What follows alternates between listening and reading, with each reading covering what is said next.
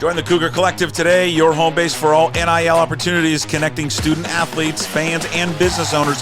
Join the 1890 Club for as little as $18.90. You can also make a one-time donation. And if you're a business, you can collaborate your brand. Also, drink the Old Crimson Legendary Lager brewed by Pike Brewing. Sales benefit the Cougar Collective. Visit cougarcollective.org.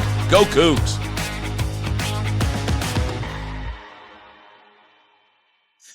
All right, here we go. It's another edition of Cougs Corner. And, of course, we're brought to you by the Cougar Collective, your home base for all NIL opportunities.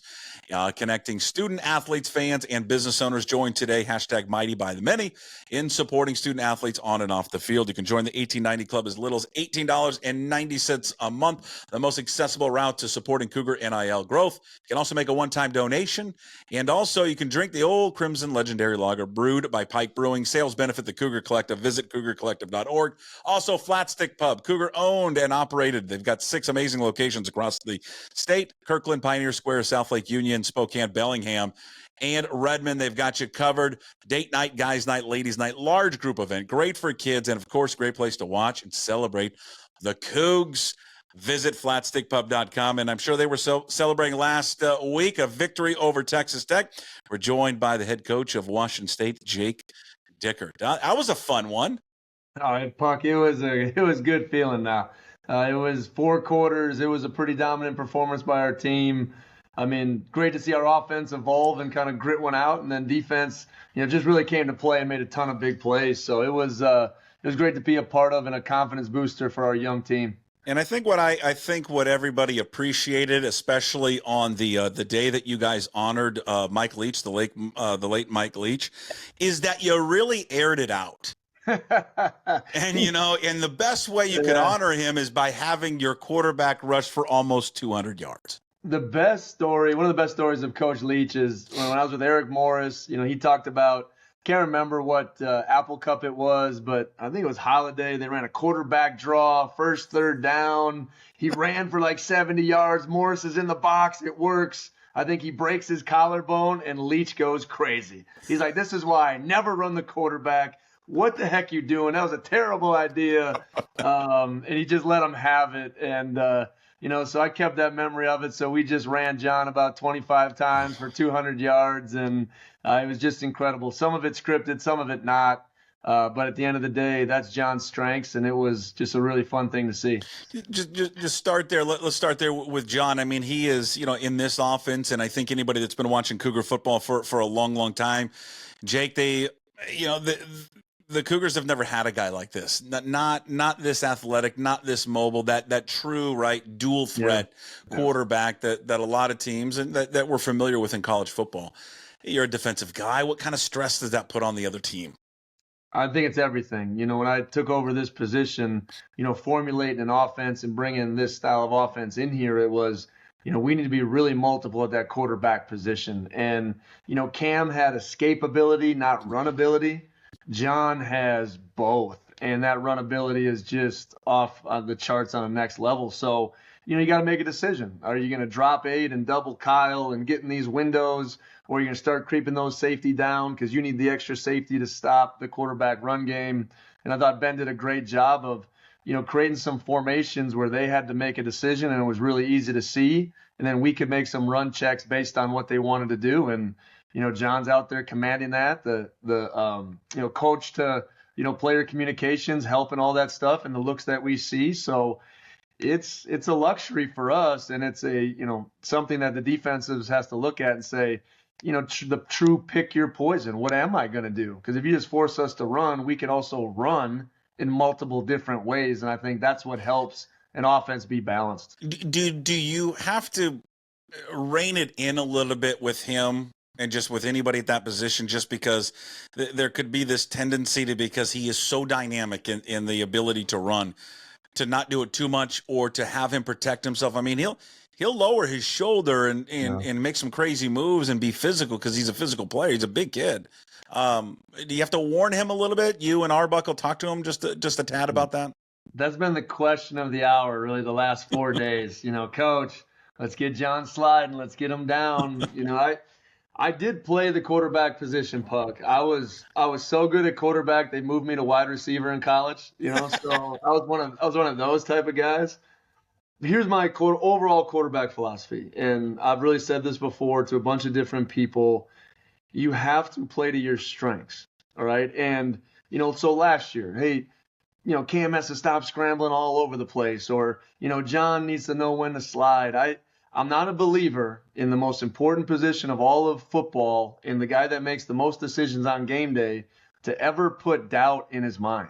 And as soon as I start talking about, hey, you need to get down, hey, you need to do this, we start putting things in his mind that they don't need to be there. So John plays a certain way. He's got to lean into those strengths. We will talk about some artful ways to, you got enough yards, let's get out of bounds here. But other than that, he's got to play a certain way that he feels comfortable with, and it's very instinctive to him, because that's a reactionary position. And anything else but playing and making quick decisions off instinct, you don't get great results. Hey, what was there, what not being there, not being able to see like that, the full field, right? Just watching it on TV. I'm just curious, what was the struggle in the passing game? Was it just something that was guys weren't open, they were covering it, or it just made more sense to run? What was the factor and with the inability, I guess, to make plays downfield? I think that's the unique part about college football, is that you can come in with this great plan. You can think you know what you're going to get. We watched, Coach DeRuiter, the Texas Tech DC, was Oregon's old DC. I mean, how he defended a bunch of different things. And they really reverted back to what we failed on last year, and that was rush 3, drop 8. Didn't really think that would be part of their game plan. So, it was a little bit of that. It was a little bit of lack of execution. We had some drops in some big spots that could have made those passing yardages feel better. And then it was just kind of, this is what we were getting. But the offense was on short fields. We had to grind some things out. But we do have to be able to throw the ball better, Puck. I mean, it's just, whether it's getting the ball out quicker to the flats and letting these guys go, whether it is a couple screen games, we got to get the ball in our playmakers' hands better than what we did. So there's tons of learns from this. And I still remind everybody, this is a young team. This is a lot of new skill players, and John getting comfortable. So we got to mesh a little bit better and have a little bit more balance regardless of what they're doing. What were those emotions like there on Saturday? It's a night game. It's a big Fox, right? Yeah. It's a Fox televised game. There's of course the history with Fox and their involvement in where we're at with college football. It's Texas Tech. It's a Big 12 team coming in. I really did love what you said after the game, just about, we beat these teams all the time. Like this is not nothing. There's nothing new what we did. We've been doing this forever, but all of it, and then honoring Mike Leach, who was such a pioneer. What was that like there on Saturday? Well, I think there's, head coach's role is very dual there, Puck. One, my job is to get our guys in peak performance for game day. And what that means for them is to block out the noise, control the environment, understanding that the only thing that matters is doing your job play after play and be able to handle all the adversity that comes with game day. So, but you know what it means, all their family wants to come to the big game. All their family is watching the big game. You don't ignore it either, but you try to just get it down to the smallest of detail. Our theme for the week was do simple better. And we felt like if we can rely on our technique, execute better than them, have more energy, and play inspired football, like the smallest little detailed things, we would win. And then, you got the duality of, as a head coach, you're honoring a legend, right? That I wouldn't be sitting in this seat, being able to be as successful as we are without Coach Leach, understanding our ability to showcase Washington State football in the spotlight on Big Fox, night game, so all those things really come into it. And, I got to play dual roles, but I did want to make sure after the game they understood, this wasn't just some statement win and we're showing that we belong in the Big 12. We've been doing this for a long time, and this is why these guys stayed here, because we are a Power 5 team, and we do have the ability to play big-time opponents. And, like I said, our fans were here. They were loud, but the place wasn't full. And that's something that we can't have it. And that's my expectation, and I think it's okay to say that. Yeah. Why do you think so? It's that's been a topic I think here this week a little bit, and leading up to the Apple Cup, and we're going to get to that in a second. It feels like there's some apathy. And I'm wondering why. I mean, I think I know some of the reasons, and I would say from a fan, from an alum standpoint, I think there's some that didn't want this game to be played. Just speaking of the Apple Cup, overall, I don't know. I mean, I get a sense a little bit as a college football fan, a little bit of that maybe fandom has been knocked a little bit just because of what has transpired. I also know that many of us, you need to get over that, or it's just going to continue to be more apathetic as it goes on. But how can you make sense of it? I mean, I was at the Portland State game, and there's always an excuse. It was Labor Day. It was too hot. It's not a great opponent, but it wasn't full for that game. And Texas Tech should have been a game that was full, but it still was not. How do you get people to buy into you guys and to support you and to come out in full force? Because I say it a lot to athletes, you have to do what you say. When you say you want something, you need to follow that up with action. Yeah. Right. So Cougs for the last year has said we've wanted something. We want to prove we are a Power 5 team. We do belong with the big dogs. We have all this stuff, yet we didn't follow that up with action last Saturday. Period, Puck. We didn't. So I remember when I took over, just after the head coach was let go, and I said the same thing then that I said now, is that, like, if you're upset, okay, being upset as a Coug for what happened to us isn't not showing up. Right? It isn't not supporting the program. It isn't not doubling down and saying, this is who we are. I'm going to invest more because these guys are doing something special to me.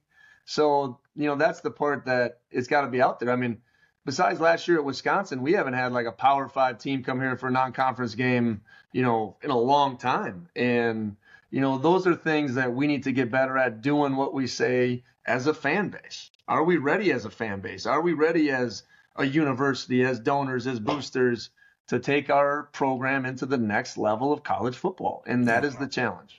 And that's why, things like the Cougar Collective. And if you're watching on the video, you can see that little QR code. That's going to take you right to the Cougar Collective, where you can donate. You can join the 1890 club, which, again, just $18.90 a month, and just all of that stuff. It's not just the Cougar Athletic Fund that you want to donate to, right, Jake? It's also the Cougar Collective, because we've discussed this before on the show, just how important, whether you like it or not, how important that this NIL world in supporting these athletes is to the program, to you, and to the university. Because the best part is about the Cougar Collective, we do Friday before the games, happy hour. It was packed at the lumber yard. They do, live auctions, donations, all of it. It was great. But you can also do one-time donations. And, if I'm a guy and I'm a fan and I'm watching Wayshawn Parker, oh man, let's give that guy some love, because we need to do a lot to make sure we keep him here. And obviously John Mateer, as he continues to go through his career,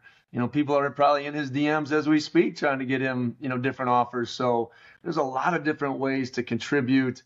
The membership piece is vitally important to build our base, but the one-time contributions also make big impacts for our players. Parker update. You didn't have much on Monday, I think, when you talked. Is there an update, or you expect him to be okay for Saturday against the Huskies? Yeah, he just practiced for 20 periods for 2 hours right here. He'll be ready to roll. And then what about your big offensive lineman, Fa'amo? And I know if I'm butchering his last name, I'm sorry. Fa'amo, yeah. Falili will be close. I mean, he's got to make it through his first full week of practice, and then kind of will be a game time decision on how we feel best fits him in his future and the rest of, obviously, the season. So he had a good practice today, and he needs to follow that up with another one tomorrow. Okay. Speaking of Apple Cup, it is Apple Cup week. This video of you, and I'm going to play this for you. This is an all-timer, folks.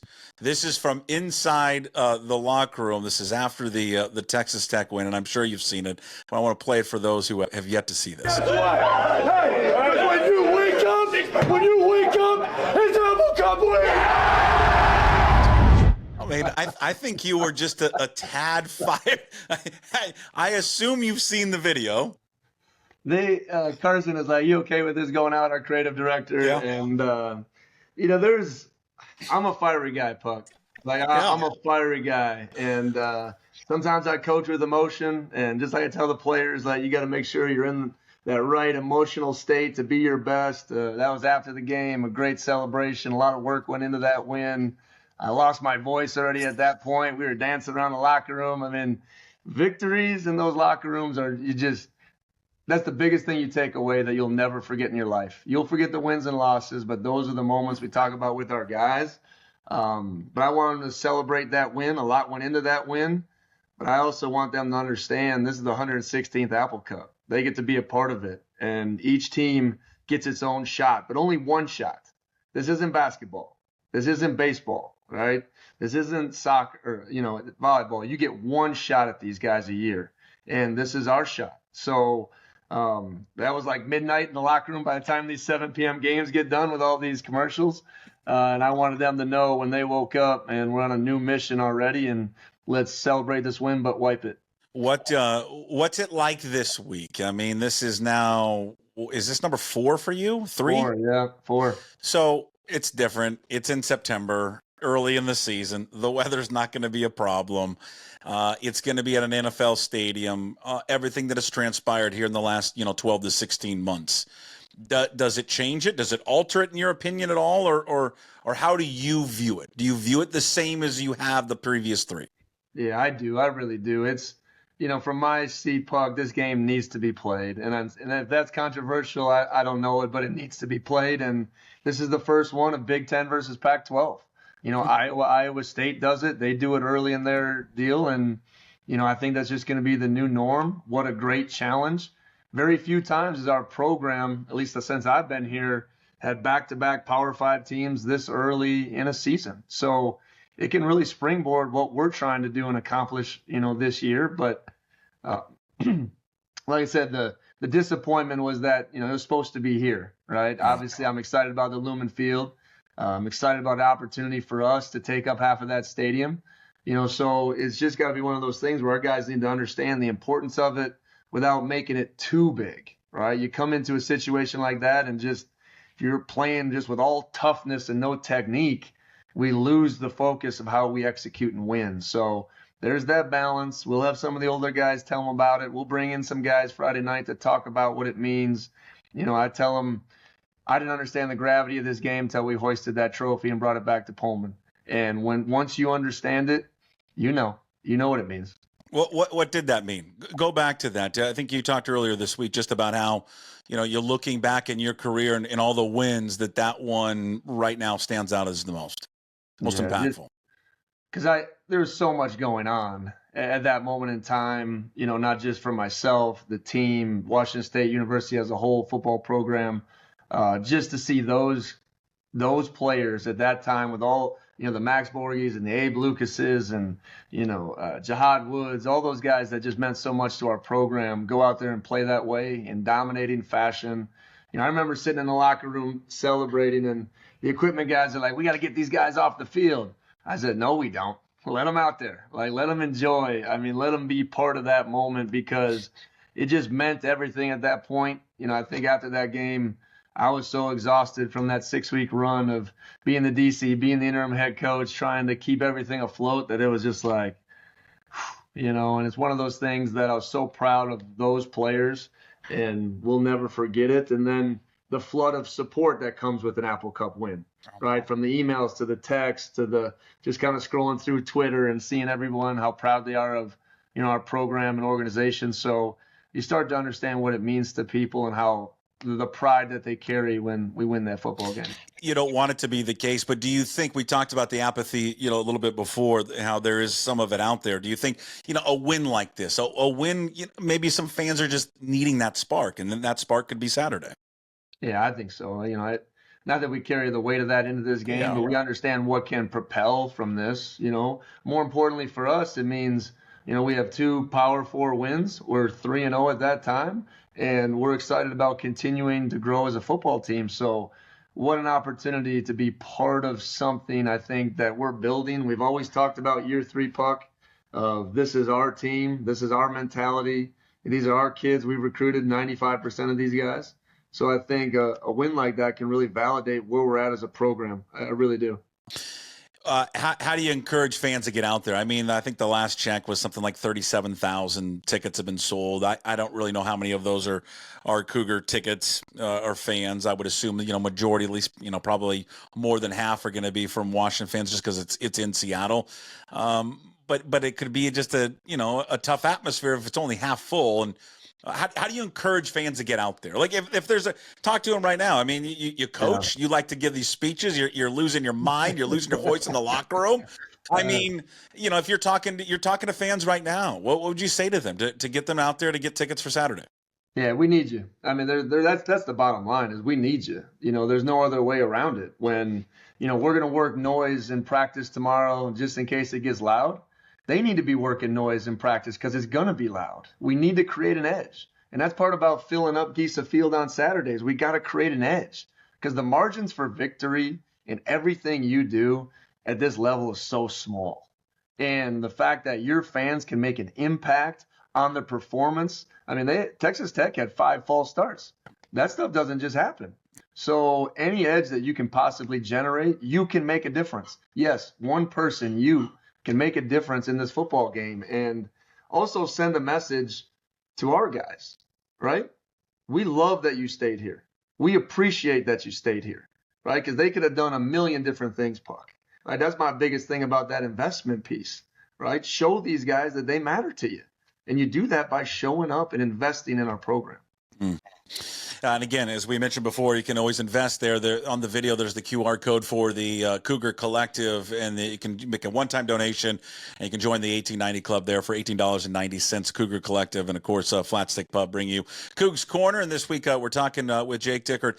All right, so looking ahead to the game,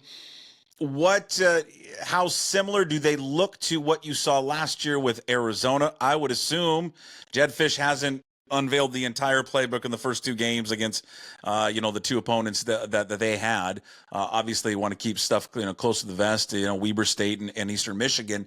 But I would assume you see similarities, and they can be dangerous offensively, especially with that running back, Jonah Coleman. Yeah, I think it's an interesting deal because you talk about new coaching staff. It's your rival, but also one that we've played the last 3 years and a coaching staff from Arizona. So, you can hide some things that, you haven't done so far this year, but just go back to the last 3 games. We know how he likes to attack us. I think he is an elite play caller. I think he's an elite play designer. And I've given a lot of credit for reloading this Washington roster in a short amount of time. I do. The tailback is really, really good and physical. The offensive line, is coming into their own. I think they really are. I think they're getting off the ball. They're playing aggressively. And then, they got a SEC quarterback that's thrown for 3,000 yards and a bunch of weapons around them. So I think you're going to see a lot of things that they liked to attack us with in the past. It's just like playing, in your own division, whether you play UW or Oregon every year, you got to have different curveballs that you hit them with. So they'll have some for us. We got to have some from them, and then whoever can execute and play more physical will win. I will say this, they broke our sword last year. There's no doubt about it. And that's the first time since I've been the head coach that has ever happened against any opponent. So there's a chip on our shoulder, too, to remember that. I know it's a different team, but it is the same coaching staff, and that's what we saw a year ago. Expand on that. What do you mean by that? Do you say they broke your sword? Yeah, that was the first time where, in the fourth quarter, I saw our guys not play the way we're capable of with the effort and physical and physicality, right? That's the first time in that fourth quarter that I felt that way. And it's never happened since then. I don't believe it'll ever happen again. But it was a moment that was tough walking back into that locker room, though, that we didn't finish with the pride of performance that we're capable of doing. You brought up physicality. One thing that stands out, we've talked about Mateer, Parker, Pelosi, Schellenbaker. This just seems a different – how would you classify, what would you say about the physicality? And I'm just bringing up offensive guys. We'll get to the defense, right? Mm-hmm. What would you say about the physicality of this team? It's the number one thing we've worked on since January 1st. I mean, anytime – I told you, I think last time we talked, we underachieved last year. And one of the biggest things is we weren't tough enough. We weren't physical enough. At the point of attack, obviously we couldn't run the ball really at all last year, and it was a point of emphasis the last 9 months. So it's good to see that get to application. It really is. And, you know, we're going to need to continue to play that way. But to do it, you know, on Tuesdays, you got to strap on the full pads and you got to get after it. You know, we don't practice pro style. We don't. You know, we're get after it, be physical. So on Saturdays, that's all they know. That's the way they're trained. That's the way they embrace every single day and moment. So add that with, I think, a bunch of tailbacks that have really elevated a talent in a room. And now you got a dangerous combination because these guys don't have to have things all blocked up perfect to get yards. That's what good running backs do. You know, Wayshawn taking the one this week and hitting the deal, and that's great, right? But those 7-yard runs when someone is just penetrating and now he can make somebody miss and get a good gain that last year would have been a 4-yard loss, that's the biggest difference to me in that running back room. Can I tell you something that I started to tear up on Saturday night? Can I tell you why? Yes. You This lined up. could go a lot of different ways, by the way, but go ahead. You lined up in an I formation. Under center, 13 personnel. Yeah, that brings back some mystique, huh? I cried. Like a 12-year-old football fan, I mean, started crying that I thought the I formation was dead. Yeah. But you brought it back. Can we bring back speaking of those 3 running backs, how about we bring back a wishbone? A goal line wishbone look with those 3. All right, this week we'll put in a little dive option out of the wing tee. What do you think about that? A little motion, a little dive. Yeah. Like let John run down there and see how that about goes. An old school cross buck? You know, my son plays junior, like little league football, you know, like 9, 10, 11-year-olds. And we're trying to get a cross buck action in now and, and sprinkle that in. So my dad coached us in Pop Warner, and it was 41 cross buck. I mean, you open up as the quarterback, you fake to this fullback, you hand it. And then, the cross buck pass now, Puck. It works every time. And then the pop pass right over the deal. Yeah. Wide open. Right? I got a lot of my yards in Pop Warner on those things. So that's dear to my heart still now, the old 41 cross buck pass. Bring it out. Tell Arbuckle. Will we ever see the I formation like outside the red zone? 4th and inches. 4th and inches.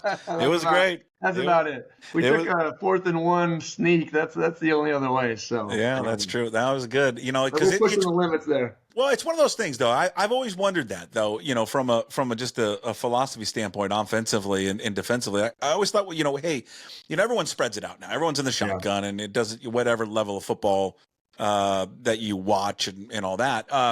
I always thought that once you get inside like the red zone, once you get inside the 10 and the 5, like it just to me makes more sense to get under center, and just easier. It's faster and it's quicker to get the ball and then hand the ball off. Yeah, I think it's better angles for the tailback. Oh. We talk about that a lot too when we're running zone.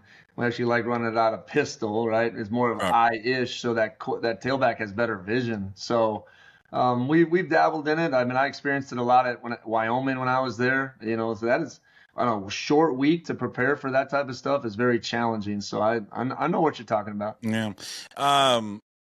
What's your message to the team, not only just this week, but before the game on Saturday in Seattle about rivalry games? Been in quite a few really good ones. I really have. From my playing days, Stevens Point, Oshkosh. I've been in the Dakota marker, North Dakota State, South Dakota State. There's no love there. I've been in the boot game, Wyoming, Colorado State, 3-0, by the way, in that one. Drank a couple beers out of the boot. That's a great tradition. Do they clean the boot? I never asked. I have never asked. Does you drink right after the game? Is it like immediately afterwards? It's pretty short fashion, yes. You're trying to find a way. It's a big deal. And then obviously the Apple Cup and those type of traditions. So, I've been around some coaches that blow it up so big it like stresses the kids out. I've been around some coaches that don't talk about it, and then I kind of lay right in the middle. So they'll understand it. They'll understand what that moment means, what they're representing. It's something more than just the game and just themselves. I really believe that. So, but in those moments, we got to be ready to go, and there'll be a little added, some chippiness, some chirping, some talking. We got to be able to control the emotions and execute them for 60 minutes. Did you see it change a little bit? You have been a part of many of them. It's always been, I don't want to say a friendly rivalry, but it hasn't been I've never thought of the animosity, the hatred. There's always been animosity, but hatred, like you see maybe in some other rivalries. Sure. To me, I thought the tone shifted a little bit last year because of what was going on. I think it's shifted even more now. Do you get a sense of that at all, or are you just too insulated with coaching football that you can't really? I would just say I don't have enough experience with it. I don't have 30 years of experience with it. Like you know, you can talk more about the longevity of it, but obviously winning it in 21 changes it. You know, they came here and got it back in a back and forth game, a wild shootout. Last year though was probably one of the best football games I've been a part of. They had so much on the line. We had so much on the line getting to a bowl game, rivalry game, back and forth. We had the ball with under 3 minutes to go to win. You know, they pulled off, obviously, the big play at the end of the game. I've been in very few games that have been better than that. And from just that's a hell of a ball game. Yeah. And, you know, so I think it turns into this, you know, opportunity. It does have a little chippiness. And I think they're starting to, you know, feel a certain way about us, and we feel a certain way about them. How many holds were on that 4th and 1 play to Odunze? I think I counted 4. Yeah, the picture. I think all I'm gonna say is the picture is everything you need to see on that one, Puck. Who was getting tackled? One of them was getting tackled, tackled to the ground. I think that was Stone. I think that was Ron Stone Jr. was getting tackled. Last thing, and I apologize for at the end for this. Did your secondary surprise you how well they played on Saturday? Or were you like, you know, I've seen it in practice, but they were everywhere. Durant, all of them, Hall, O'Connor, plays left and right. I mean, they were sensational. Yeah. Surprise is probably the wrong word, but just really proud. I mean, to be honest with you, going into it, I was like, man, if we can just align and communicate, you know, we'll be okay. And then you go through practice and they make some mistakes and you start going, okay, we had to clean this stuff up. And then those guys to get out there and play that way, oh, what a springboard for the rest of the year. I mean, I really mean that. From Ethan to Jackson Latamua putting it together. You know, I really challenged Tyson Durant. You know, he didn't play the way he was capable of week 1. I don't know if it was nerves. But to see those guys respond, communicate, attack, I mean, we had about 6 to 7 physical hits now. Yeah. And, you know, that's just a group that's playing confident and fast. We've always known we've had a bunch of young talent, but to see it go out there and perform at a high level was really encouraging for our football team. There he is, the head coach at Washington State, Jake Dickert. Another edition of Cougs Corner. It's brought to you by Flat Stick Pub. Of course, Cougar owned and operated. They got 6 great locations across the state: Kirkland, Pioneer Square, South Lake Union, Spokane, and Bellingham. Great place to watch the Cougs. Great place to just have fun, large group events. FlatStickPub.com. And, of course, the Cougar Collective, your home base for all NIL opportunities. On the video there, that QR code, click that. That's going to take you right to the Cougar Collective. You can join today supporting student-athletes on and off the field. You can join the 1890 Club for as little as $18.90 a month. Also make one-time donations as well. And, of course, go find the Old Crimson Legendary Lager brewed by Pike Brewing. Sales benefit the Cougar Collective. Visit CougarCollective.org. All right, go get them on Saturday. Appreciate the time. As always, we'll talk to you in a few weeks, Jake. I appreciate it, Puck. Go Cougs. Yeah, go Cougs. There he is, Jake Dickert, head football coach at Washington State. Find it on all the platforms, YouTube, Apple, Spotify, wherever you find your podcasts, and, of course, at pucksports.com. If it's fun you desire, it's fun you're going to get at Flat Stick Pub. It doesn't matter what the occasion is, whether it's date night, guys night, ladies night, or large group event, Flat Stick Pub's got you covered. They have 6 great locations across the Pacific Northwest, from Pioneer Square to Kirkland, South Lake Union, Spokane, Bellingham, and Redmond. All locations offer the best pub experience in Washington. 2 rules at Flat Stick Pub: drink local and have fun. Pretty simple. So if you like to have fun, love local beer, and great tasting food, make Flat Stick Pub your next spot. Visit them at flatstickpub.com.